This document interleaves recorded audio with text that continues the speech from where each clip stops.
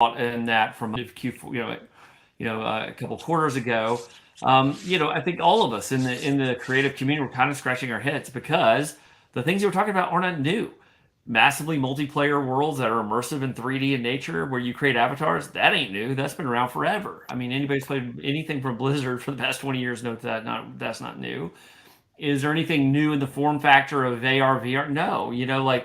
There hasn't been a step order change in these technologies. As a kid, I mean, in the 80s and 90s, there were versions. Now, obviously, an Oculus is way better than what was available back then, but it's a linear growth. It's not like we've all of a sudden, again, hit this like tipping point in the hardware. I have an Oculus. It's perfectly fine, but it's not like, oh my God, we're in some brave new world now. So that's not what's going on.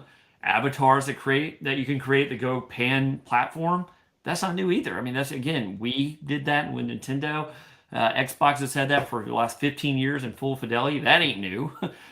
Families that you work together with your own avatars that also are in a shared space, that ain't new. The rise of distributed systems and blockchain, as well as, of course, NFTs on the right, it's sort of new, but that still isn't the reason for all of this growth. And so what's going on, and again, why now? And then I start to break down that argument for why now, that, tech is adopting ever faster. I'll do the beats of this.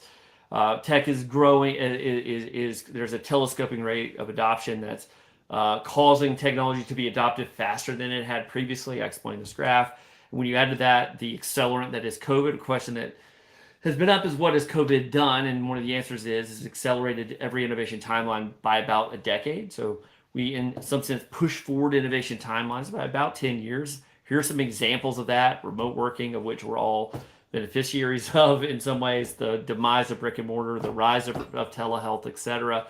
If you look, and in fact, we're doing some research on this empirically to say what were the pre-pandemic projections around of these arising trends before the pandemic, and where are they now? And what you're finding is exactly what I said. We're about 10 years in the future of adoption rate. In fact, over COVID, one of the things that was really interesting is that in the single day, you had the single biggest closing of brick and mortar retail was the exact same day that Amazon hit their record sales ever. So again, you see this sort of telescoping of these trend lines. We've talked about the decline of brick and mortar forever, the rise of FANG, Facebook, Apple, Amazon, Netflix, Google forever. But here again, you see this hyperbolic water and oil moment that was smashed together. And because of that, it isn't surprising at all that antitrust has been a hotter topic in the last 12 months than it's ever been before. And of course, since the rise of Meta, if you will, you've seen a radical evolution from Facebook to Facebook as a holding company in the middle to now Meta.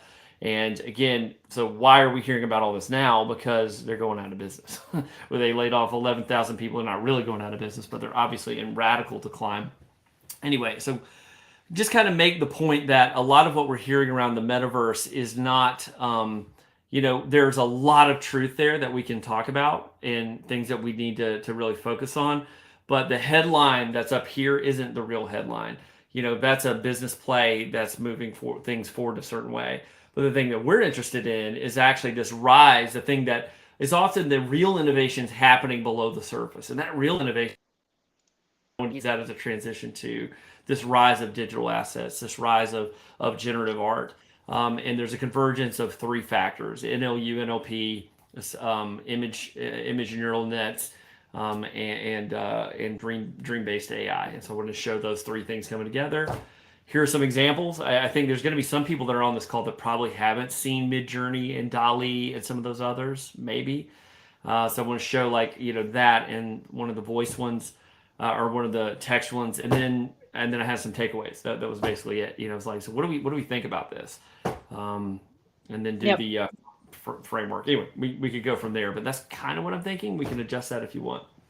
Yeah, it's perfect. And the takeaways is more the, Tom, what do you think? And, pull down your screen and then have a spirited discussion around how AI is going to enable our world. And, our world is creativity as a lifestyle. We're constantly living in this creative headspace. And yet it's the one that we can probably most benefit from in an actual application of our profession. And other use cases are the application of, when you're ordering Starbucks, that's natural language understanding. Like that's more your consumerism audience of how AI is going to power their days.